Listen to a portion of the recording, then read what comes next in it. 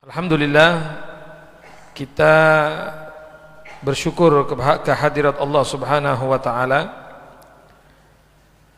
Pada malam yang mubarak ini kita dikumpulkan kembali di dalam majelis ta'lim yang mudah-mudahan diberkahi oleh Allah Subhanahu wa taala, di dalam perkumpulan yang sangat mulia, di dalam satu kelompok manusia-manusia yang pasti akan dimuliakan oleh Allah Subhanahu wa taala.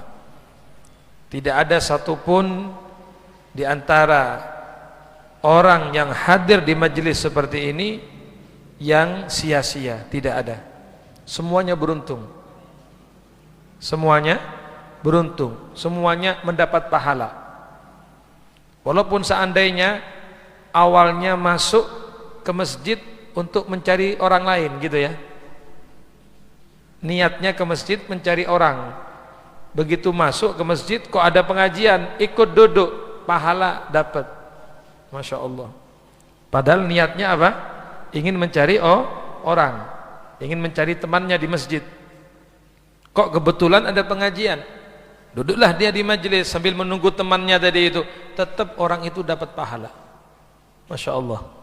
Apalagi yang memang niat dari rumah ke masjid untuk sholat berjamaah, untuk pengajian, untuk majelis ta'lim, ya, tentu pahalanya lebih besar lagi. Artinya tidak ada yang sia-sia ketika kita duduk di majelis seperti ini. Alhamdulillah. Hadirin wal hadirat yang dirahmati Allah, kita melanjutkan kajian kitab An-Nasaihud Diniyah wal Wasaya Al-Imaniyah yang ditulis oleh Al-Imam Al-Habib Abdullah bin Alawi Al-Haddad radhiyallahu anhu. Ila an qala al-Imam Al-Ghazali rahimahullah fil Ihya, lamma nazala qawluhu ta'ala lillahi ma fis samawati wa ma fil ardi wa in tubdu ma fi anfusikum أو تخفوه يحاسبكم به الله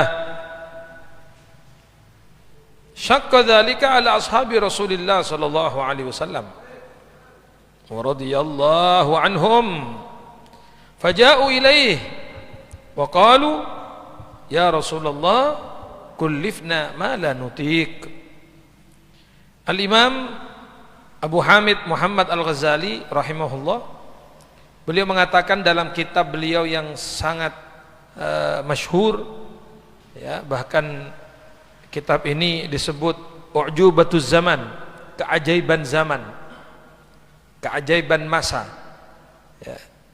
Kalau anda pernah dulu mengetahui ada 7 keajaiban dunia, ya, 7 keajaiban dunia, termasuk keajaiban dunia itu adalah karangannya Imam Al-Ghazali. Apa itu? Kitab beliau yang berjudul Ihya Ulumiddin, Ihya Ulumiddin, U'jubatuz Zaman. Itu termasuk keajaiban zaman, keajaiban dunia. Kenapa? Karena belum pernah ada yang mengarang seperti beliau itu. Tidak ada, la qablahu wa la ba'dahu. Dan kitab Ihya ini hadirin apa ya? Kitab yang dipuji, kitab yang diakui bukan hanya oleh ulama-ulama mazhab kita, mazhab Syafi'i, enggak, semua mazhab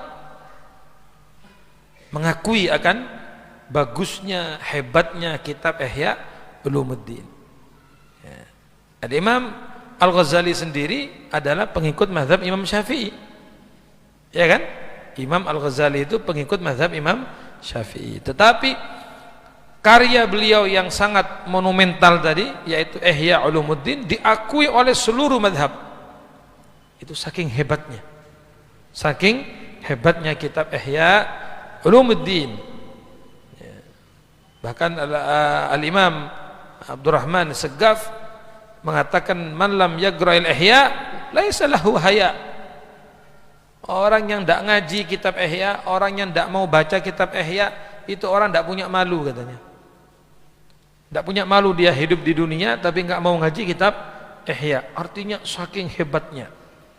Ya, alhamdulillah guru kita Al-Ustaz Al-Habib Saleh bin Ahmad Al-Idrus, beliau ketika masih sehatnya ya istiqomah mengajar kitab Ihya Ulumuddin setiap Selasa sore di dalam beliau di Bareng Kartini. Setiap Selasa sore itu ngaji kitab Ihya. Nah, ini kitab yang luar biasa. Ya. Mudah-mudahan Anda juga bisa mengaji kitab Ihya Ulumuddin. Qala Imam Al-Ghazali fil Ihya, berkata Imam Al-Ghazali dalam kitab beliau Ihya Ulumuddin. Lamma nazala qauluhu ta'ala, ketika turun firman-Nya Allah, yaitu lillahi ma fis samawati wa ma fil ard, bagi Allah apa yang ada di langit dan apa yang ada di bumi, wa in tubdu ma fi anfusikum, dan jika kalian menampakkan apa yang ada di dalam diri kalian, au tuhfuhu, atau kalian menyembunyikannya di dalam hati, yuhasibkum bihillah, yuhasibkum bihillah, Allah akan memperhitungkan itu, Allah akan menghisap itu. Ya, jadi hadirin perhatikan, ini sambungannya dengan kajian kita yang kemarin. Kita kemarin menerangkan bahwa Islam ini dinu yusrin, Islam itu agama yang mudah, memudahkan, bukan menyulitkan. La yukallifullahu nafsan illa usaha. Allah tidak akan memaksakan yang kita tidak kuasa untuk melakukannya. Nah, maka Imam Al-Ghazali menyebutkan bagaimana bahwasanya Islam ini adalah agama yang mudah. Beliau menerangkan di sini. Ketika pertama turun ayat bahwa apa yang kalian tampakkan atau apa yang kalian sembunyikan di dalam hati, yuhasibkum bihillah, Allah akan memperhitungkan itu, Allah akan mencatatnya, Allah akan menghisapnya. Syaqqa dzalika ala ashabi Rasulillah, maka ketika turun ayat ini berat para sahabat itu. Faja'u ilaihi, lalu mereka datang kepada Rasulullah, wa qalu, lalu mereka berkata, ya Rasulullah, kullifna ma la nutik. Wahai Nabi, bagaimana ini turun ayat yang mengatakan bahwa apapun yang ditampakkan atau yang ada di dalam hati itu dicatat oleh Allah, dihisap. Kami tidak mampu, wahai Rasulullah. Kullifna ma la nutik, kita telah dipaksakan sesuatu yang kami tidak mampu. Artinya, perhatikan, dulu awalnya apapun yang terlintas dalam hati juga dicatat gitu loh. Bukan hanya yang kita tampakkan, bukan hanya yang kita keluarkan, enggak, yang di dalam hati pun ditulis. Nah, jadi sahabat datang kepada Rasulullah, waduh, berat ini ya Rasulullah, masa lintasan hati kok dicatat juga, dihisab juga. Kullifna ma la nutik, kita dipaksakan sesuatu yang kita tidak mampu ya Rasulullah. Wa fahimu minal ayat, dan yang mereka pahami dari ayat itu al-mu'akhadha wal muhasabah hatta ala hadithin nafas, akan ditindak, akan dihisab walaupun itu berupa lintasan hati. Ya, padahal lintasan hati itu kan datangnya maksudnya tidak, kadang-kadang datang sendiri gitu loh, moro-moro iling iki, moro-moro inget ini ya, walaupun kita tidak melakukan itu perbuatan ya. Misalnya duduk-duduk ya, moro-moro kok inget teman SMA dulu misalnya, duh Markona rek, misalnya teman SMA namanya siapa? Markona. Lalu itu kan lintasan, seret gitu ya. Ingat teman SMA namanya Markona, contoh. Loh, tapi setelah itu kita terus astagfirullahaladzim, saya kan sudah menikah, saya kan sudah punya anak, masa saya eling Markona gitu ya. Tapi sudah terlintas, seret gitu. Nah, ini sahabat memahami dari ayat tersebut bahwa kerenteknya hati pun dicatat, ditulis. Nah, kita kan kadang sering begitu. sendirian di rumah, istrinya pulang ke mana? Ke Panjen, ya. Anda sendirian di rumah, moro krungu suaranya apa? Janda yang sebelah rumah itu loh, manggil anaknya. Ya, misalnya anaknya namanya Denny, Denny, masuk nak. Loh, kita ini denger suaranya si janda kembang tadi itu, langsung set, wah, aduh, koyoke ayu rupane iki. Ya, kerentek itu loh, ayu. Ya apa ya? Tak parani apa enggak iki? Tak parani apa enggak? Mumpung gak ono istri, mumpung enggak ada istri saya, tak parani apa enggak? Loh, itu terlintas set. Tapi setelah itu astagfirullah, enggak. Apa ini? Saya sudah punya istri kok, saya sudah punya anak. Enggak. Nah, gitu ya. Ya, gitu betul ya. Loh, ditanya kok enggak jawab. Maksudnya kan gagal gitu ya. Enggak jadi. Ya, cok diterusno ya. Ya terjadi namanya. Ini enggak. Jadi langsung kita putus. Astagfirullah. Ya, ini setan ini ya. Setan. Loh, dari ayat tadi itu para sahabat memahami bahwa kerenteknya hati pun dicatat. Lu kan berat hadirin. Wong itu datang sendiri kok. Moro-moro gitu loh, tiba-tiba. Faqala lahum alaihi salam. Maka Rasulullah sallallahu alaihi wasallam bersabda kepada mereka, sahabat, aturiduna an taqulu kama qalat banu Israil sami'na wa asaina? Apakah kalian ingin untuk berkata seperti Bani Israel berkata sami'na wa asaina? Ya, kami mendengar tapi kami akan melanggar. Itu Bani Israel, sami'na wa asaina. Ya tahu saya dengar tapi saya melanggar. Artinya jangan kalian seperti itu. Wis ikut saja dulu, terima saja ini dulu. Jangan langsung apa?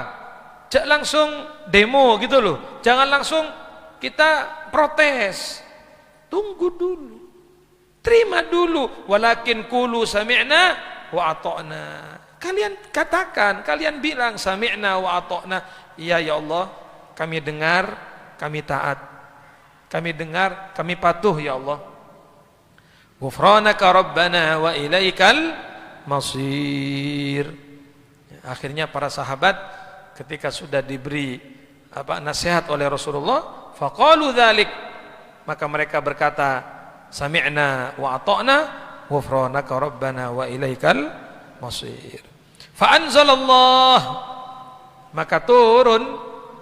Setelah itu turun firman-Nya Allah Subhanahu wa taala, amanar rasulu bima unzila ilaihi min rabbih wal mu'minun. Terus apa kelanjutannya? Kullun amana billahi wa malaikatihi wa kutubihi wa rusulihi la nufarriqu baina ahadin min rusulihi wa qalu sami'na wa ata'na ghufranaka rabbana wa ilaikal masir. Terus la yukallifullahu nafsan illa wus'aha laha ma kasabat wa 'alaiha maktasabat, sampai akhir ayat. Nah, artinya apa hadirin? Ketika mereka pasrah, ketika mereka patuh kepada Allah Subhanahu wa taala, maka turunlah ayat yang menjelaskan bahwa sekarang yang ditulis, yang dicatat adalah yang ditampakkan saja. Adapun kerentek-kerentek hati enggak dicatat selama tidak sampai keluar, gitu loh. Paham nggih? Kenapa? Karena mereka kemudian mengatakan sami'na wa ata'na. Artinya turun ayat yang selanjutnya yang meringankan.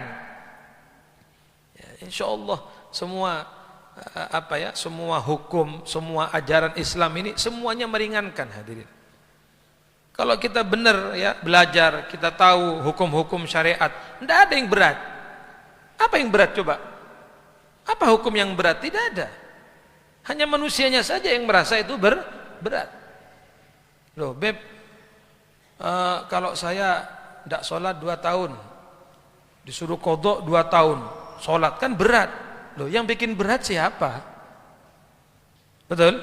Kan Anda sendiri, Anda sudah balik, kenapa tidak sholat? 2 tahun, pray, disuruh qadha 2 tahun. Ya kan? Disuruh qadha. Malah dalam fikih itu tidak boleh menjalankan sholat sunnah. Iya, sampai begitu. Qadha dulu yang wajib itu. Setiap ada kesempatan sholat qadha. Makanya untuk sholat qadha itu tidak harus berurutan ya. Artinya habis sholat duhur terus qadha duhur, habis asar qadha asar. Tidak harus. Anda boleh kapanpun. Boleh kapanpun. Misalnya pagi ini habis subuh pagi sampai qadha duhur, bangun lagi qadha asar, bangun lagi qadha maghrib, qadha isya, qadha subuh, bangun lagi qadha duhur, terus tidak apa-apa. Ya. Waduh, kok berat ya? Loh, yang bikin berat siapa? Kalau Anda sholat dulu sejak balik, ya tidak ada kewajiban qadha. Lah karena Anda sendiri memberatkan diri Anda. Paham nggih? Orang tidak puasa, sengaja gak poso. 1 Ramadan tidak puasa, ada kewajiban mengqadha. 2 kali tidak puasa, ya 2 kali qadha Ramadan berarti 2 bulan. Waduh, abote. Loh, yang bikin berat siapa?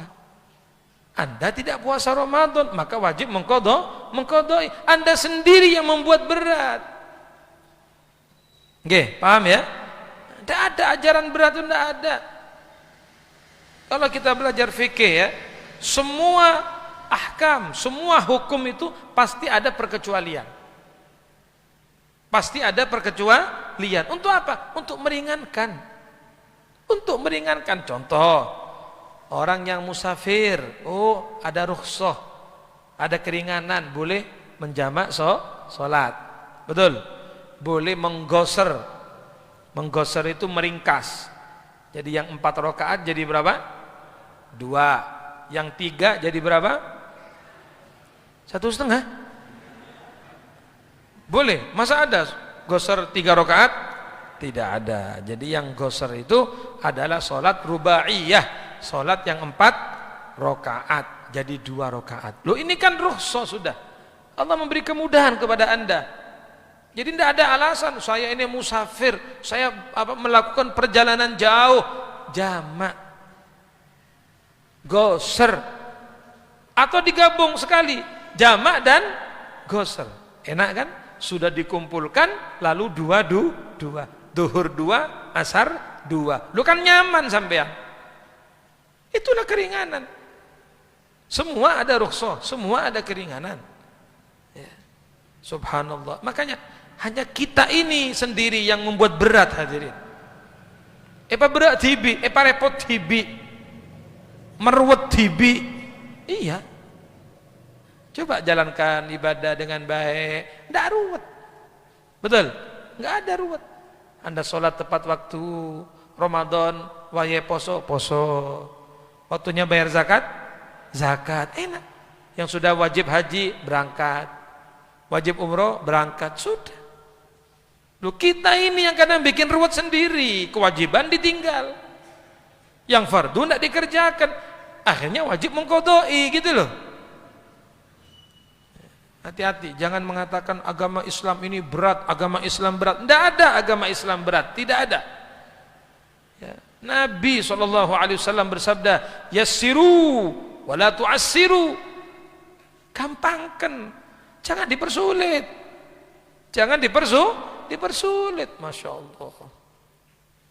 Ya, contoh lain, ya, rukhsah, ini keringanan di dalam dalam agama. Misalnya Anda lagi puasa ini, ya, lagi puasa. Terus di tengah-tengah puasa kok sakit?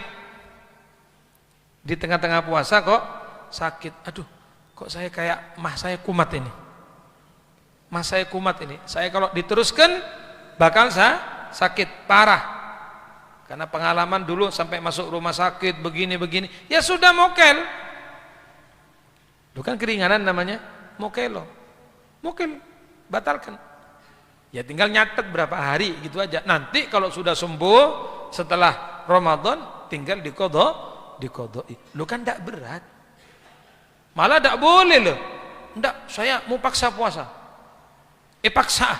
Eman, maghrib korang sejam. Jarnowis, tak paksa. Akhirnya Anda sakit. Ingat, Islam itu sangat menjaga kesehatan. Islam tidak mau pemeluknya masuk ke dalam kebinasaan. Wala tulqu biaidikum ila tahlukah. Kata Allah, tidak boleh Anda menjerumuskan diri Anda kepada kebinasaan. Saya mau tanya, makan bangkai hukumnya apa? Haram. Nggih. Boten angsal nggih. Makan bangkai hukumnya apa? Haram, najis bangkai itu. Tetapi ketika satu posisi atau satu keadaan di mana Anda mungkin melakukan perjalanan, sampean masuk hutan, habis bekalnya, ada aeng, ada deeren, lalu Anda menemukan di situ ada bangkai binatang. Anda menemukan ada bangkai binatang. Sudah tidak ada lagi. Bekalnya sudah habis, nyari apa lagi sudah nggak ada, sudah habis semuanya, maka hukum mengatakan boleh itu bangkai dimakan. Sekedar apa? Menahan supaya sampai tidak mati, gitu loh maksudnya. Tapi ya jangan terus keenaan. Orang mari dipanggang, loh, dadak no enak ya, diterus no. Nah ini beda lagi. Jadi kadar darurat itu adalah sekedar kita menahan lapar supaya kita tidak sampai sakit, tidak sampai meninggal dunia. Bangkai hukumnya adalah haram, najis, tetapi pada saat tertentu Anda malah boleh makan bangkai. Bahkan kalau Anda tidak makan, Anda mati, wajib Anda makan bangkai itu. Nah ini hukum, Pak. Nah, yang ngerti ini ya orang yang ngaji. Gak ngaji gak kira paham. Nggih. Itulah dalam kaidah dikatakan ad-darurat tubihul mahdurat. Sesuatu yang mendesak, yang darurat itu membolehkan yang dilarang. Iya, tapi ada kadarnya. Paham nggih? Sekadar untuk itu saja. Ojo keenaan, moro keenaan, ndak. Ya. Jadi mudah. Islam itu mudah. Orang yang sakit tak bisa ngakui aing, awudu, ya tayamum. Ya kan? Oh, tak bisa, Beb. Air tak bisa. Tanah juga tidak bisa. Ya hurmatal waktu. Salat li hurmatil waktu. Tak ngakui aing, tak ngakui tanah, tapi nanti wajib digodoi gitu loh. Tidak ada memberatkan, tidak ada. Dan kalau kita bahas tayamum ya, tayamum itu kan bisa ganti dari wudhu, bisa ganti dari mandi wajib. Jadi misalnya ada orang junub nih, junub, jenabat, tidak ada air, tayamum kan gantinya. Loh, tayamumnya gimana? Apakah ngambil pasir lalu diseramaki, mandi tanah? Enggak, tayamum seperti biasa. Tayamum seperti biasanya, dorbatan, 2 kali pukulan, 1 pukulan untuk wajah, 1 pukulan untuk kedua tangan, cukup. Loh, ringan apa enggak? Gampang apa enggak? Gampang.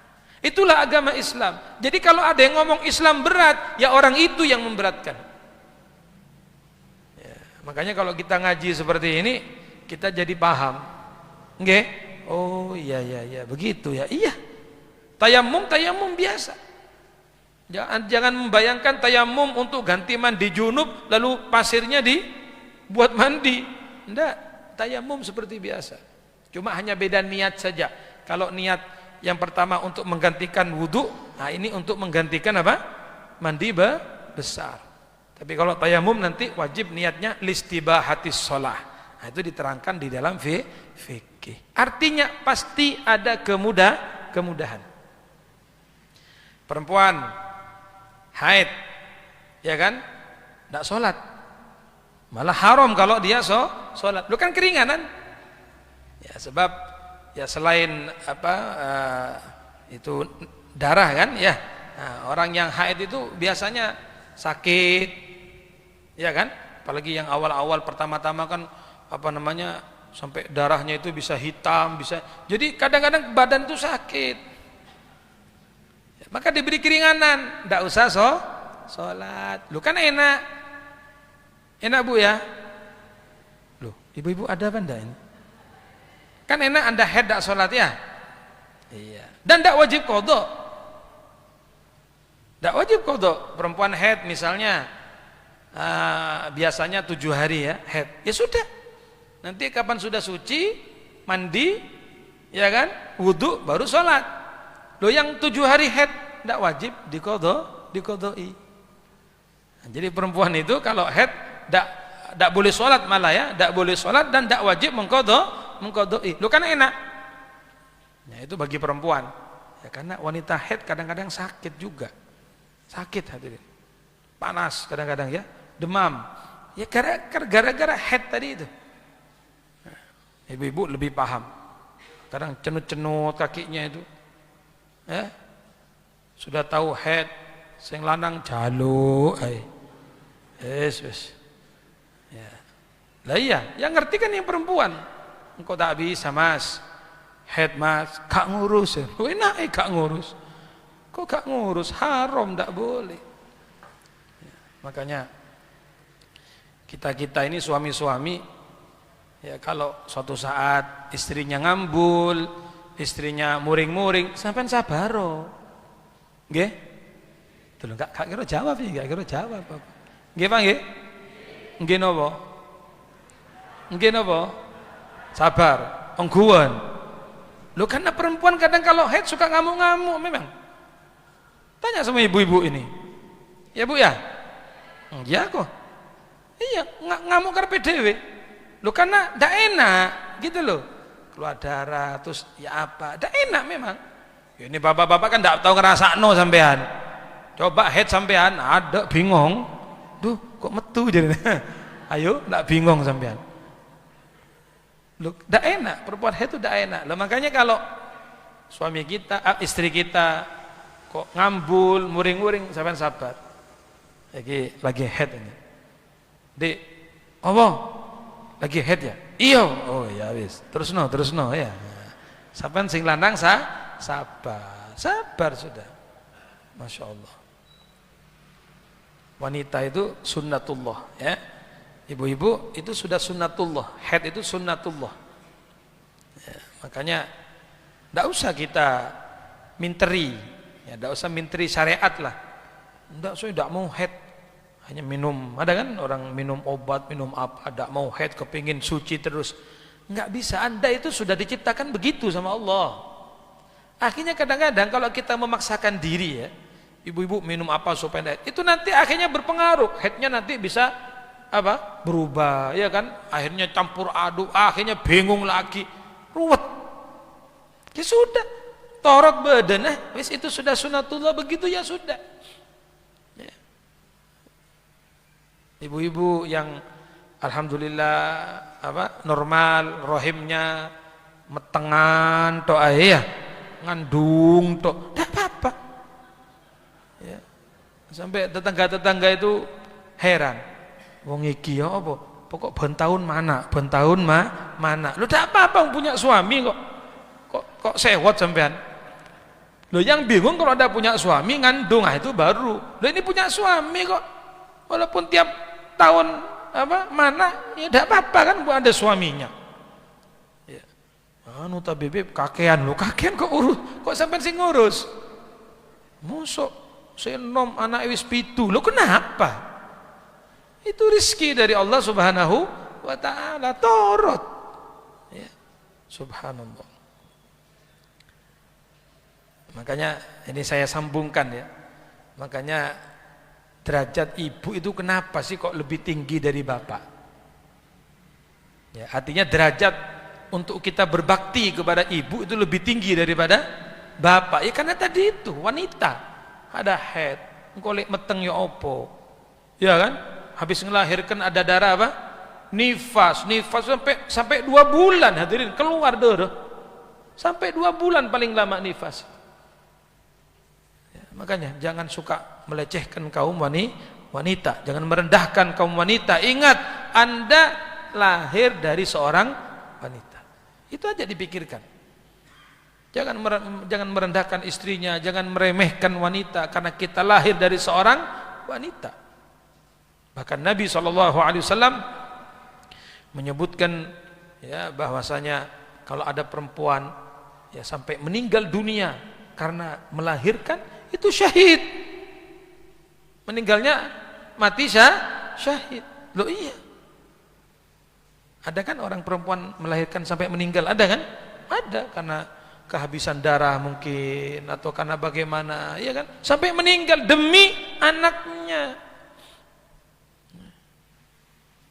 Makanya ibu itu lebih ya, lebih.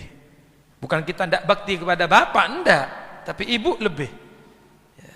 Waktu ada seorang sahabat bertanya, "Ya Rasulullah, man ahakun nas bi husni suhbati?" Siapa ya Rasul orang yang lebih berhak untuk aku bakti kepadanya? Ummuka, ibumu. Tsumma man? Pesera boleh Kanjeng Nabi. Ummuka, ibumu. Siapa lagi ya Rasul? Ummuka, ibumu. Siapa lagi ya Rasul? Abuka, ayahmu. Telok banding setong. Ummuka, ummuka, ummuka, abuka.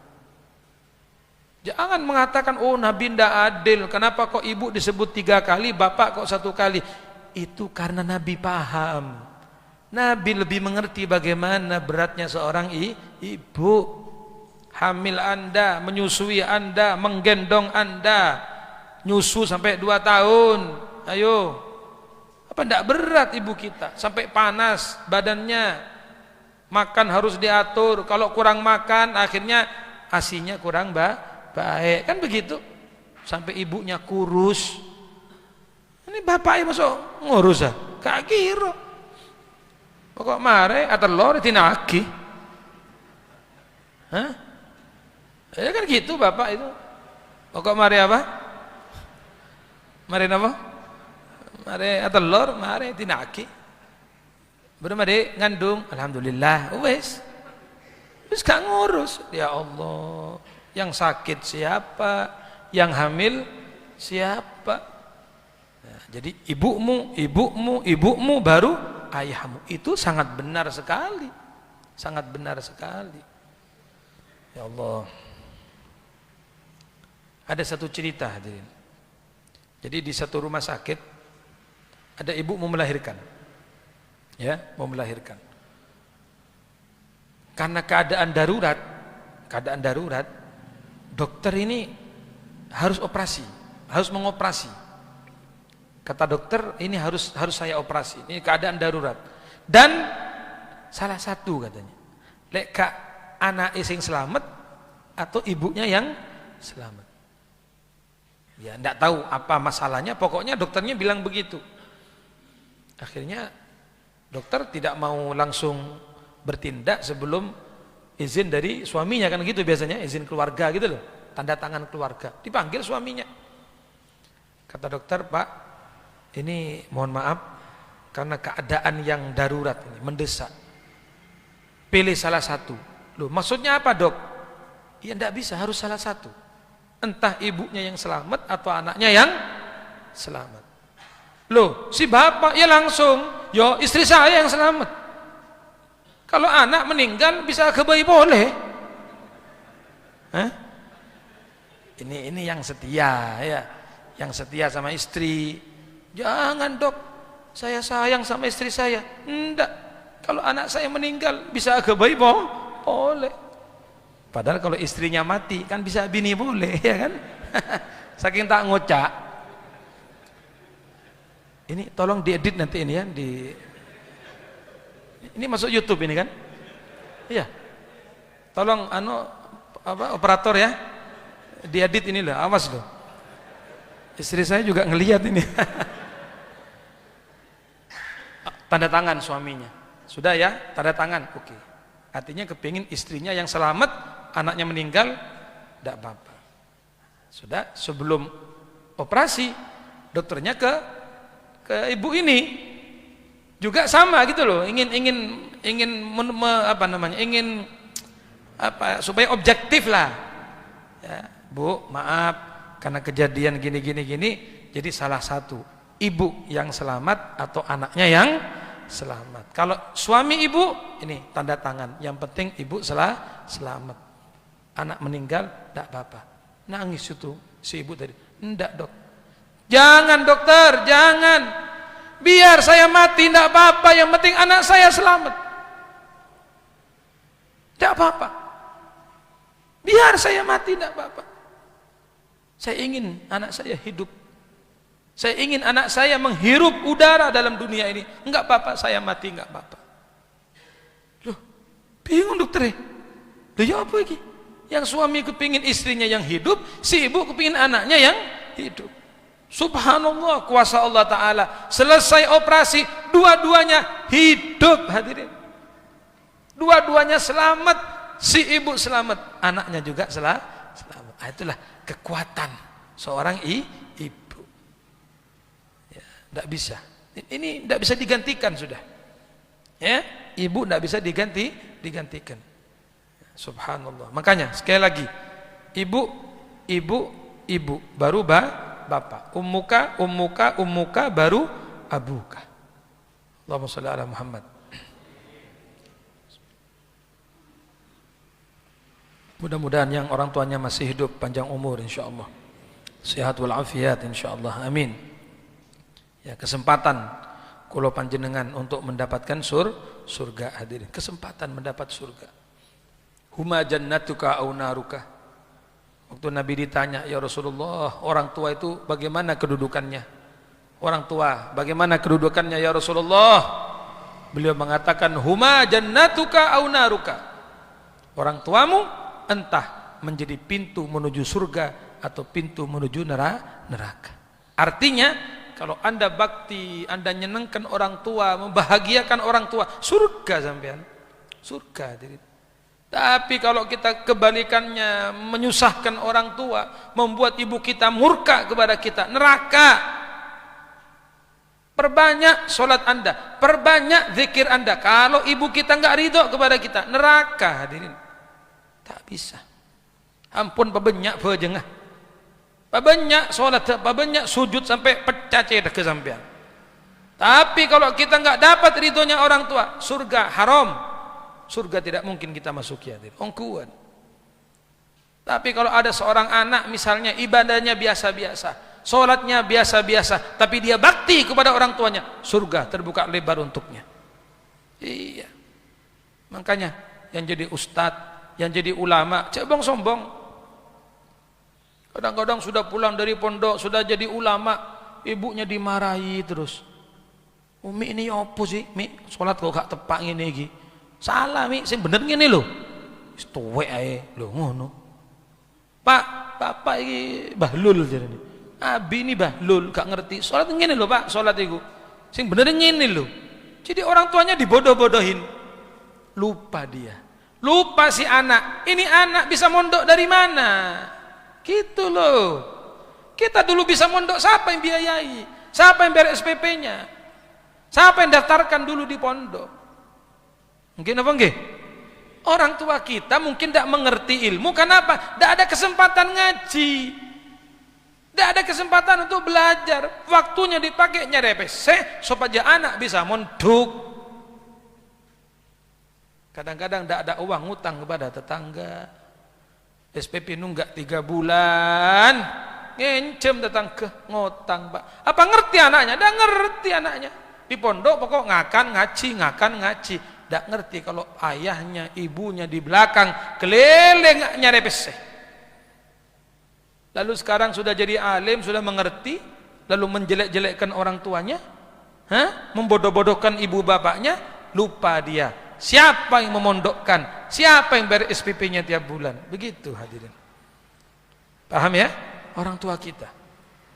Makanya ketika nanti ada anak yang hafal Quran, ada anak yang hafidah akan masuk ke dalam surga, dia tidak mau masuk surga. Punten malaikat. Punten malaikat. Loh kenapa? Masuk kamu nak, kamu hafidah. Punten malaikat. Loh, tidak mau kenapa? Aku tidak mau masuk surga kecuali dengan orang tuaku.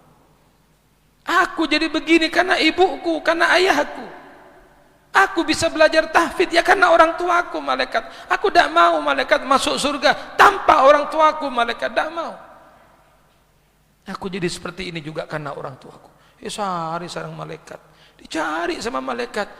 Siapa ini anaknya fulan, mana ayahnya, mana ibunya, mana abahnya, dipanggil oleh malaikat, diambil oleh malaikat, dikumpulkan dengan anak yang hafidho tadi dan dimasukkan ke dalam surga. Nah itu ya, jadi jangan ngalamak kepada orang tua ya. Walaupun Anda sudah jadi ulama, Anda sudah jadi ustadz, Anda sudah dianggap orang penting, tetap kita di depan orang tua adalah anak. Saya di depan umi saya adalah anak. Walaupun presiden di depan ibunya adalah seorang anak. Jenderal pun di depan ibunya tetap seorang anak. Cek bong sombong. Cek bong sombong. Saya anak di depan orang tua saya. Anda semuanya anak di depan orang tuanya. Jangan merasa lebih, jangan merasa besar, jangan merasa hebat di depan orang tua kita. Itu kuncinya ya. Kalau ini kita lakukan, menyenangkan orang tua, membahagiakan orang tua, yakin sampean hidupnya senang dunia sampai akhirat. Amin ya rabbal alamin.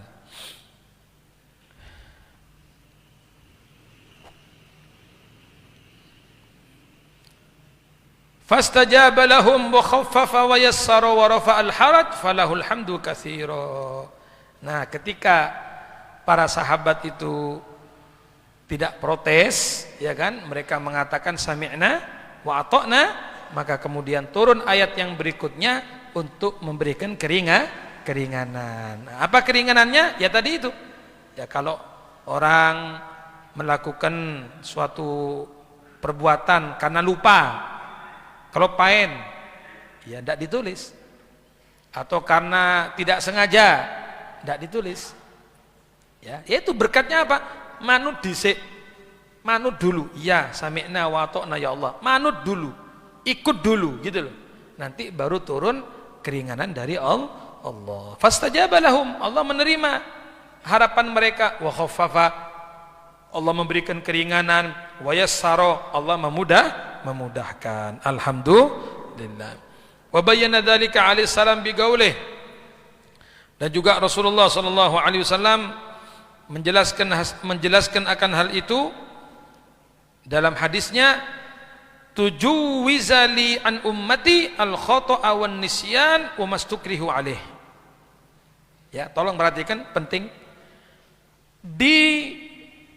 Dilewatkan untuk umatku, alias tidak dicatat untuk umatku. Pertama, al khata', sesuatu yang dilakukan karena tidak sengaja.